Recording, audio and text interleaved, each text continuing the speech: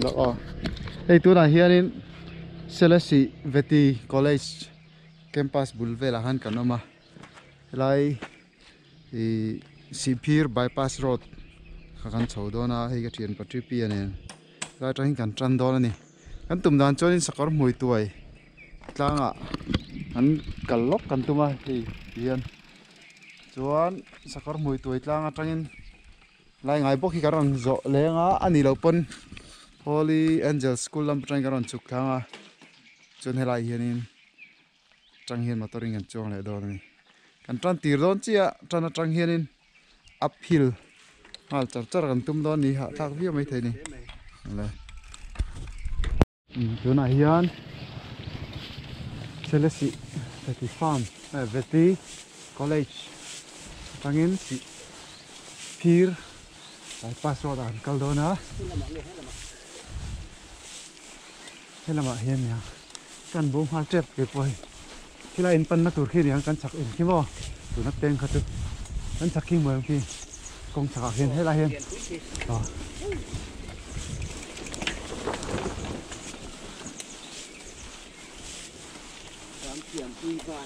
mana ka kal chuan in jing ka rakhan kal chun hilai vel cái ni ka kal o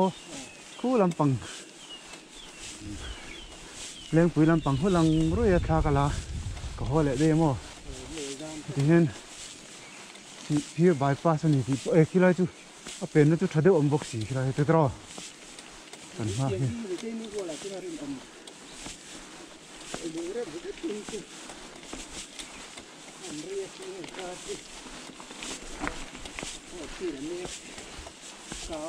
cái hotel Mula Mall no construction work in progress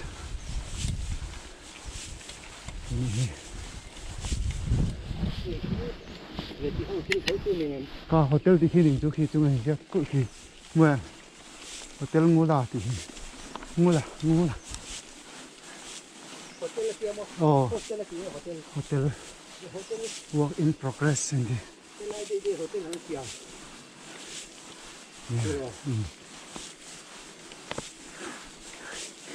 sẽ class day one xiêm chuan ngủ rồi thôi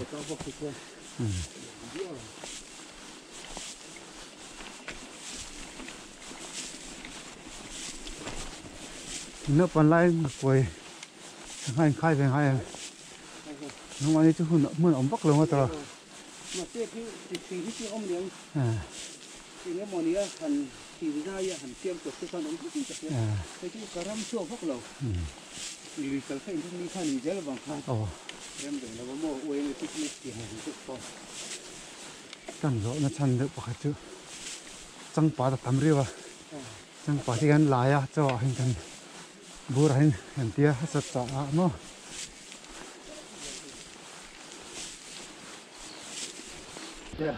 riêng thì cho nên thì bel khobel khua Alberta phim thôi thì các cho các thằng chứ ăn được là hiểm na han mà lại thiếu đấy đâu khăn ăn đâu ấy về đâu mà uống được khăn lùng phê ra trăng tuol bùng khó chậu hèn chậu sốt cắt chậu đấy mày mà tôi có chút metal lâu mình khá mua đàn về làm bằng hi thọc đàn mua cày đàn lạc đen phải thế nhá tiền cho họ hay mà tôi là mà sai cái là một quân cha làm gì cầu phun điện cái sao không phải tuần lai chú tuần lai chú thì chia tao rồi mới thế à tuần bùng tuần lai là công chia ta vắng ăn close phâu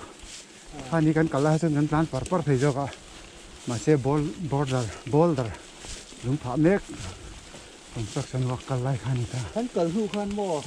ผู้ชวนมวยแต่หางก็เหลี่ยมขา có rất nhiều đâu chung của in miền sốt nghe mày ạ không nghe điện mùn kỹ sao mò cả cái gì in kỹ cần mấy thẻ này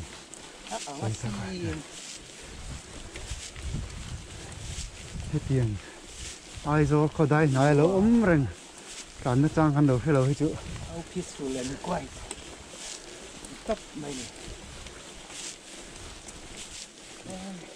cái mà đi đấy cái mà đi bộ cái gì đấy đêm lại mất chuyện gì anh ấy tôi hiện nàng ô sự phía không mong gì mà Cầm rồi thắng nước có tùy xuống ông sao vậy? Bull chia rồi mình làm gì? à thì cái chuyện sẽ mà har khóc này chính xác đó công ông về trò cái này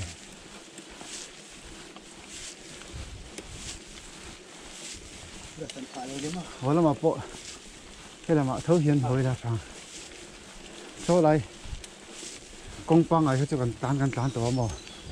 cái ngay để mà công đại để khó tất cả của diễn bản thế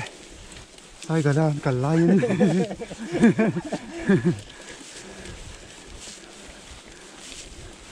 đường khóc này đại rồi ạ chung ạ anh giặt địa đỡ khúc này cái đường trồng tay đấy nghe cả tuôn tay khô in car công tay bộ ăn nhiều này mà sẽ khó tăng không nói cho opposite theo thùng ta có chặt lắm bằng dính lắm bằng đi có bằng gì đâu bên anh thằng dọc xe hiện ra ông lép mất này thì do lâu này anh lấy của họ tắt hết đòn thì anh đúng em này cô bằng cái đúng ta mà sẽ mình har đòn hết rồi vậy thì mình chưa mình har đòn này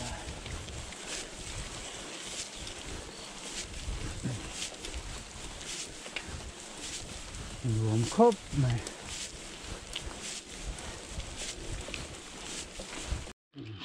từ thiên mình dâu túi lâu luôn cắt mẹ thiên anh đỏ đây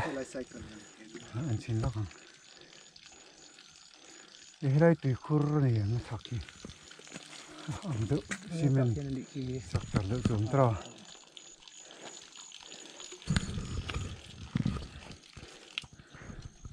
đúng ạ phía cua cảnh nó thanh đó ạ bypass road tạm nhớ ăn đường như phía thêm xí tiếng à đợi điện tạo lễ người đi xuống rồi một biết nhìn cái téo những chứ tại do là phụ xe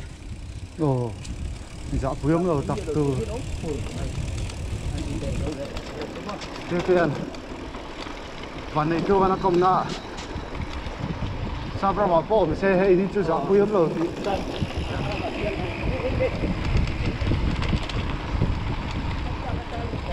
Gateway to Heaven Rescue Center POC phía Mizoram mà nè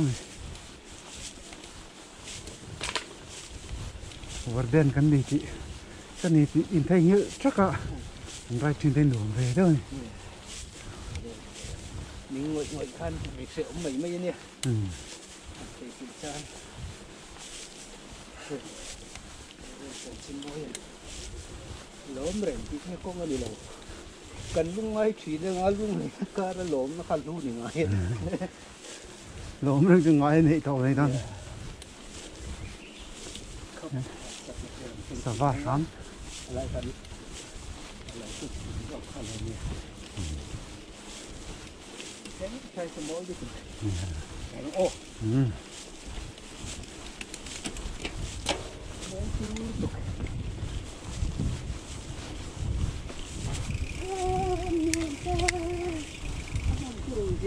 này đưa ê tí sợ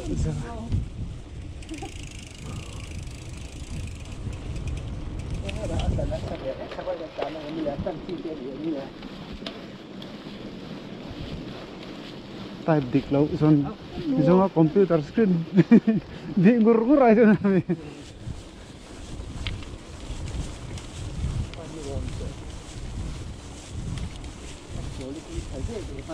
nè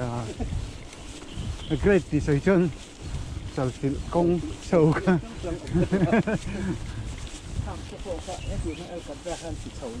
nè cả nó đúng à xí là sang xí khắp hết rồi mà cũng là té xí tao để này tao ngay sẽ chân buổi theo về điêu từ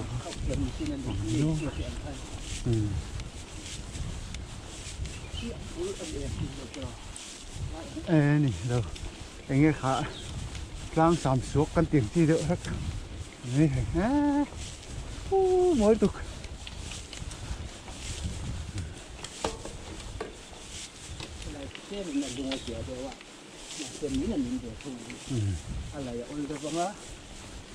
maintenance xây này hết cả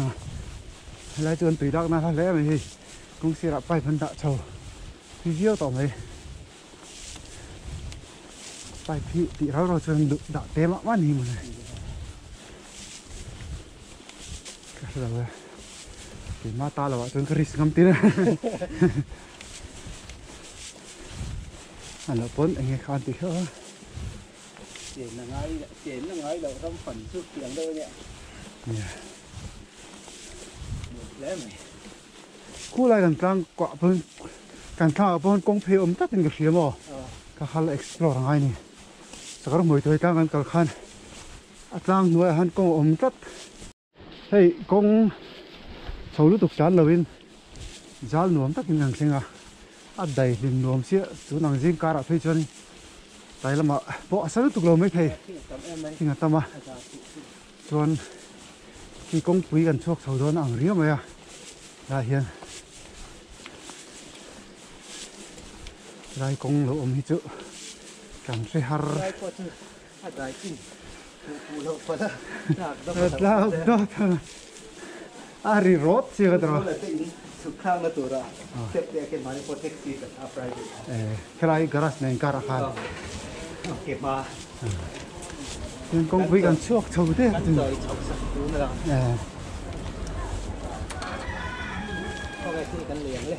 ha liềm tha để hơn không ha cái này bên cái là rồi tôi đi trộm tôi thấy mà mình đều là explore so doran vào hong full về rồi cái bazar khai này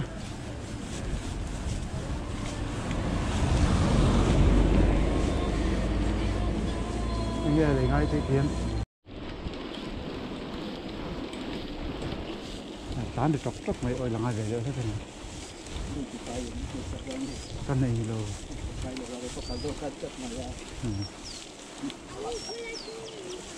khi ta sẽ có mùi tuổi ăn sao ăn mà xây chung tên ăn xí lâu ngà trò ăn giống ăn chứ anh đi mà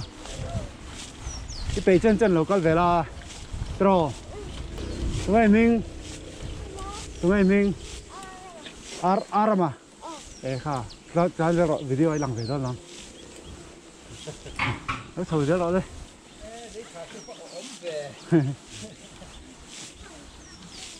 chút thì cái bể cái là ăn lâu hấu là ăn rồi để đón nữa để lâu đó thổi ra đây thổi ra rồi quy liền khách chúng ta biết chín mà xe túi nào sẽ có hồi chơi cái tại ỉn tiền lâu vui u te ta khal sak kan ang de ria het na kan ei kat ne sang về lại chuồn anh đi mà xe ra công tung hoàn cái tán được phun chuồn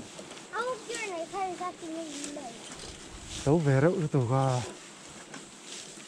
anh cho ama lang turin ei video anh kala rang chen ne arama miran zui ve hay kina channel a youtube pa lo in venga yên về đúng em YouTube vài lỡ anh đúng em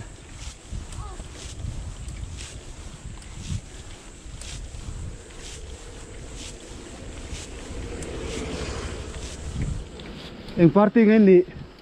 ZPM nghe MNF nghe mo say ha chị à say ha qua menu cho ni pa say ha thấu mo đột xe mi pa chuan đột ngò sai gal te kha lei sak che mi e wa ta mo cái mà này nó sao cho tắm yếu tay khảo sạc về thì na yếu chuẩn là khảo ngay em liền to đâu mi calcir mama dạ to em hiểu và har về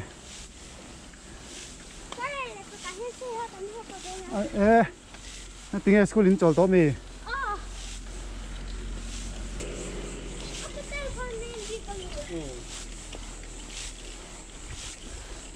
thầy lẽ mới à tắc tắc na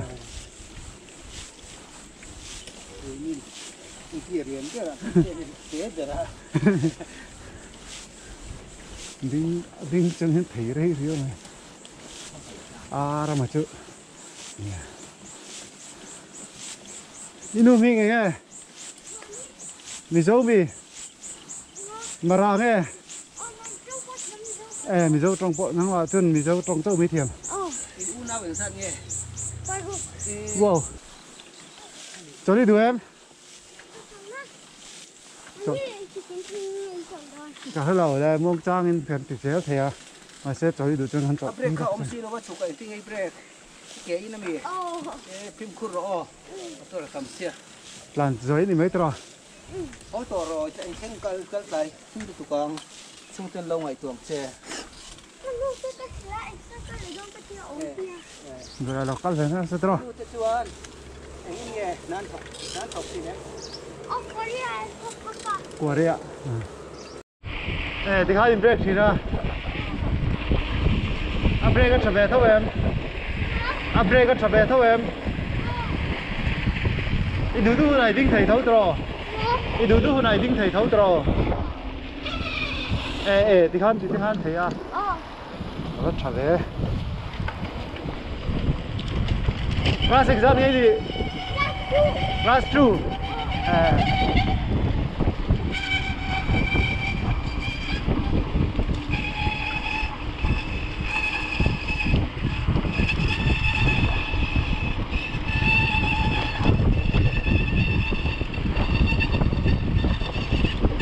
Anh chắc được chưa? Không thể đến trả nó quay đâu.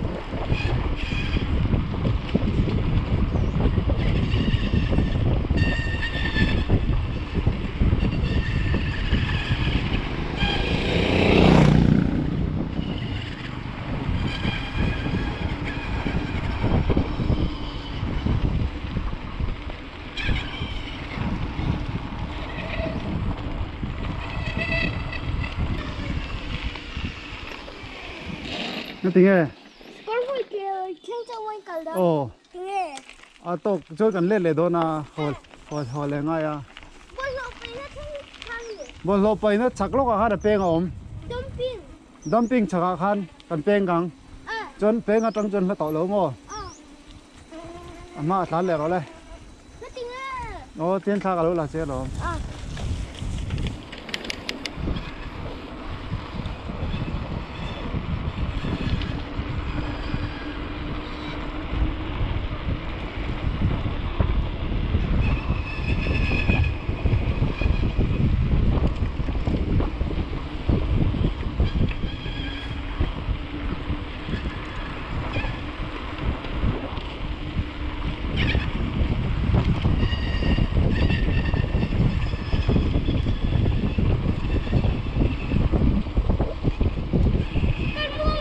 Ai mong đâu tộc chưa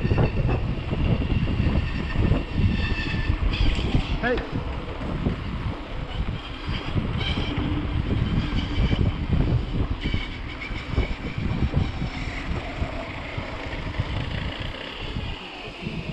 tại sao rồi đây à chầu đôn nhiều họ công hi bây giờ rồi ít chầu mấy mà sao cô lại không bác cho chầu à chụp tàu lâu khu chầu à đi tàu đó nè khi lại bận khi mò khi lại tàu bul khi này ăn cắn là tụt chu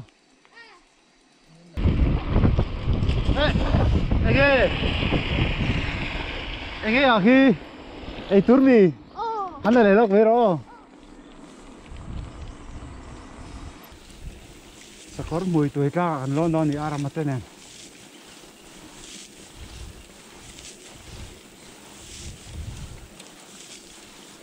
lâu thầu phèn phô lâu thay dựng thế lủng tay răm khan để dọc thêm xíu nữa sao Iva hạ thầy đâu về à nghe ông gì à cho in em mà anh đi chưa cho in em à cha cái chỗ còn lấy vềแล้วạ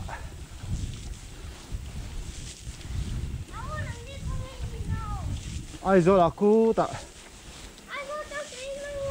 sao sai cái linh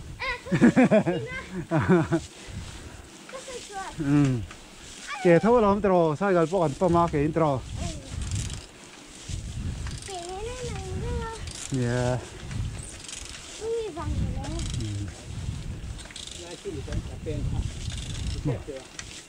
mà sẽ bên ba ngày rồi còn bên bên chú bên thara trò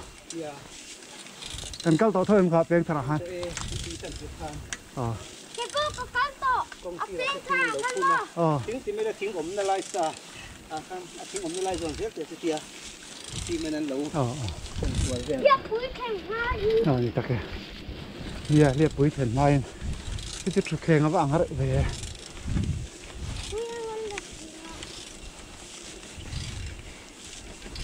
Ramadhan nó sắp lệ ta liệp bụi cả duy huống phim phim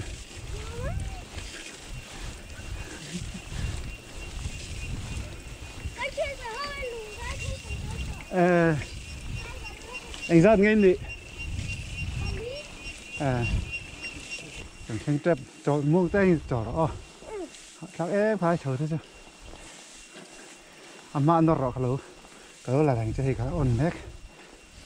mà được hết cả xíu chú là thầy đâu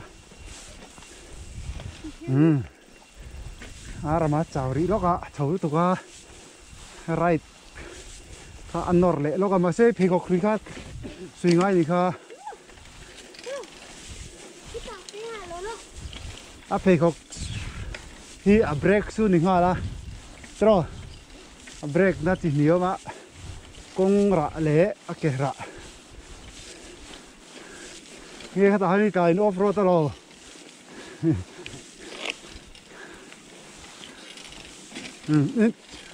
cái mai chơi cho cái gì à mấy đôi tiếp tục chân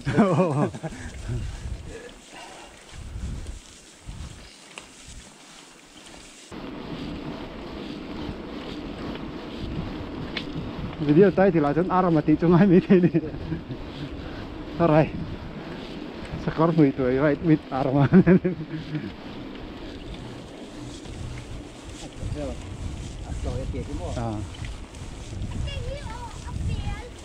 tía cái tôm nó tây này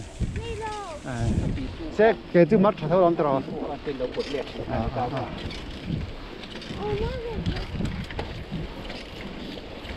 mình bỏ xuống mong tết tên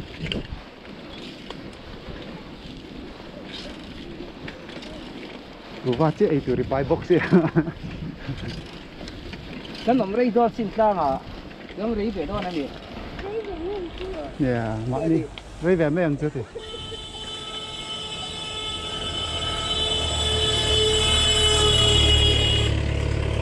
à bạn vai khác cái ô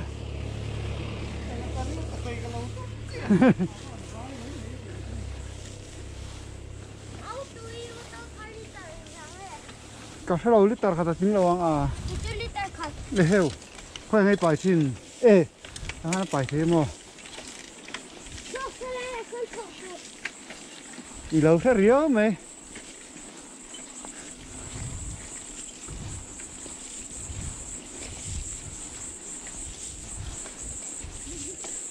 quả là nó chỉ có profit về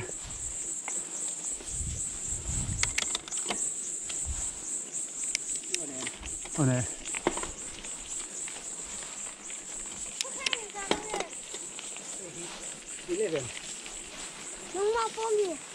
cái chú one true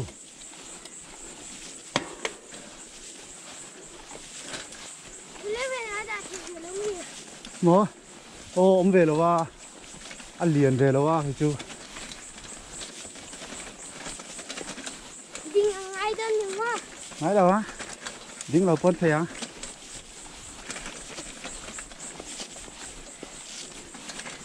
cũng người bắt cho tàu về rồi ủa là mà con tán chở thầy đó nhỉ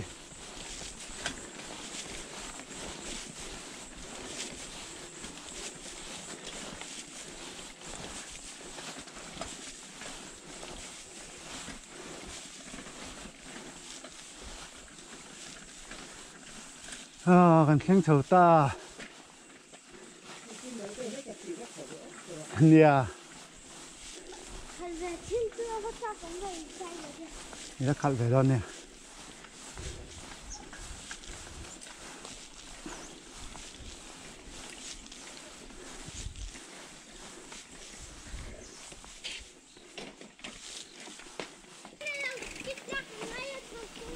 อันนี้มั้งนี่เราเดี๋ยวแต่ชาวไม่ต้องนี่การเราเกี่ยงเจ้า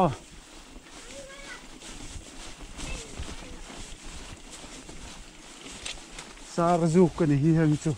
chính đi hát những em Sarzu,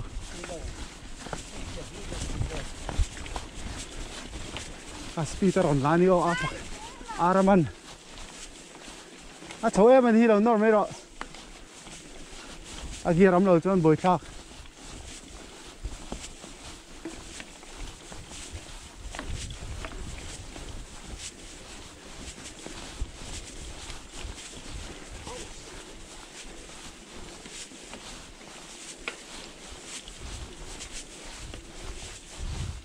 đi mẹ xin nhận thanh về rồi,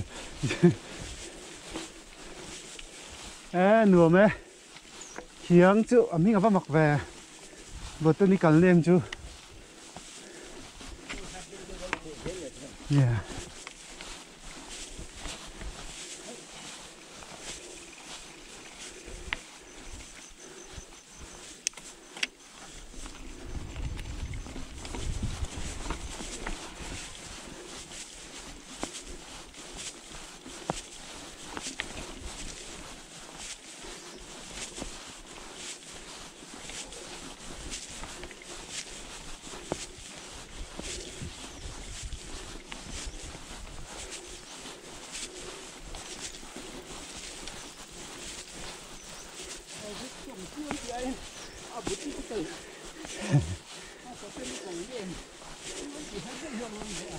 Yeah.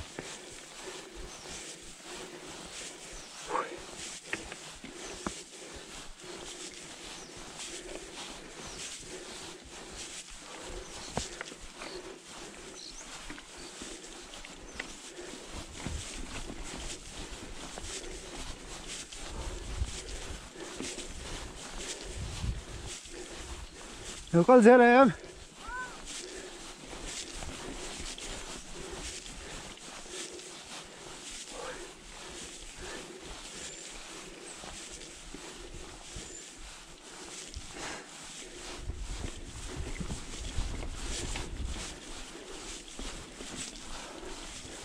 Hai ha. Hai hai hai.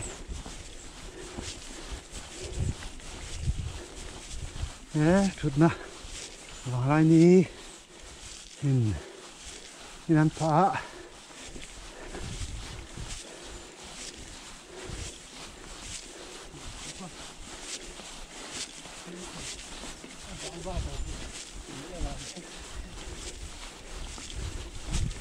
chứ mấy gì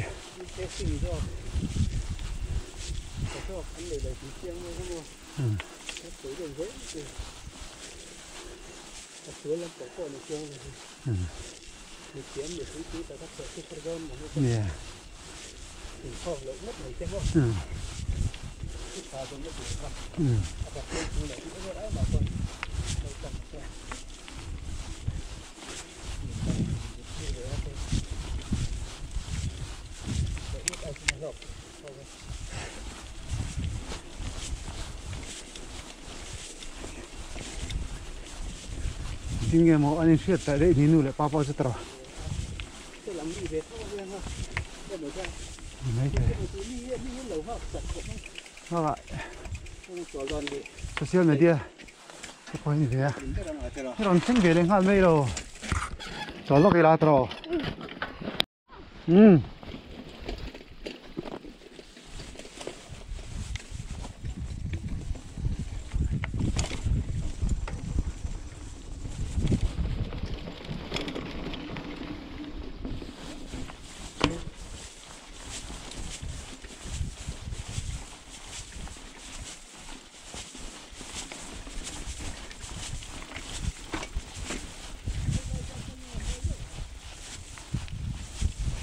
đấy sạc đậu hoa là nỉ lầu mò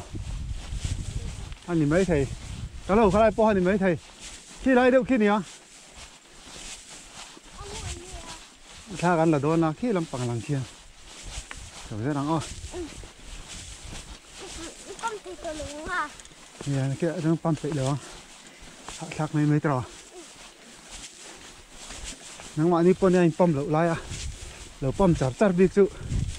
อัดชักไม่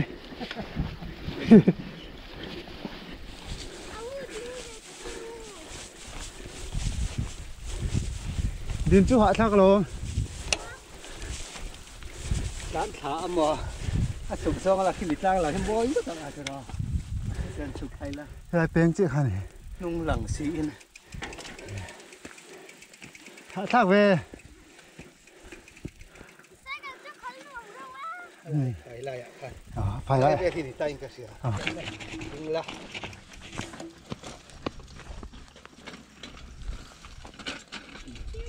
อ๋อให้ลำให้รถเลยใส่กันหัวหันติ้งละngó rồi sai gần thôi sai hết chẹt rồi siêu giọt con anh sai cả sắp còn đó đây mình đặt đây chắc rồi cuốn trôn là 1 2 3 chuông khăn chuông xin tệ thì khăn hay lắm rồi hơi kể không hay lắm rồi hơi tiết tệ thì khăn đây mình sao làm hơi lắc thì về khá đó 1 2 3 hả em với hạt lóc từ dòng hiên 1 2 3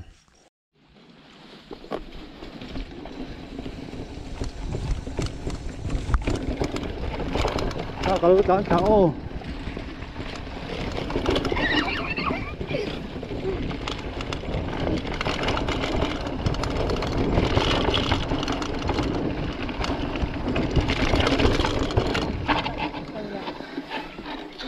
Mo? Iya. Karang kileng oh.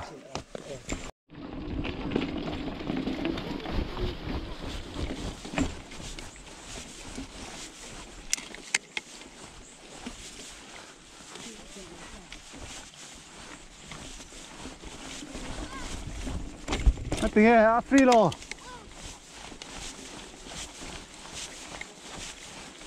Xem kiếm lại thấu tro. Thì lại gắn đấu mắng.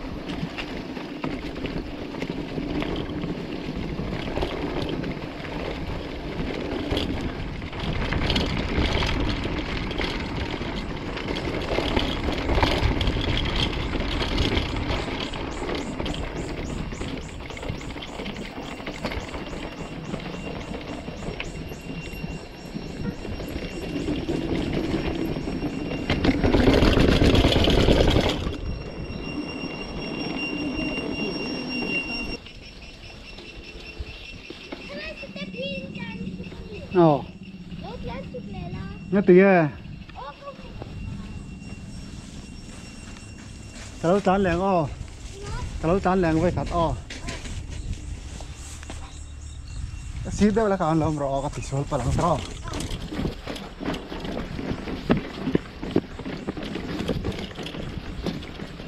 xian tăng cái đó chụp thật to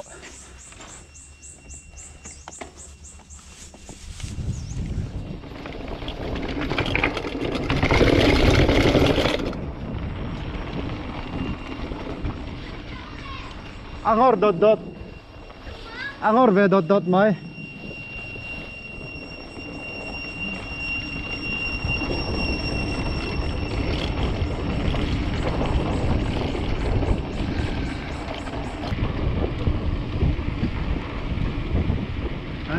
ra nó ok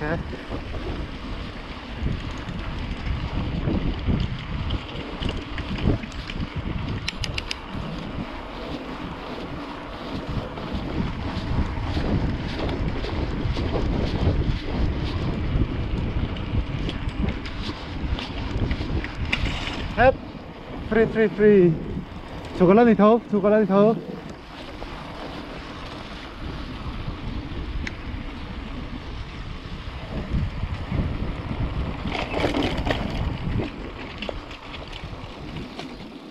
chỉ để lắc lại Nắng đi khăn về đâu vậy? họ đâu đấy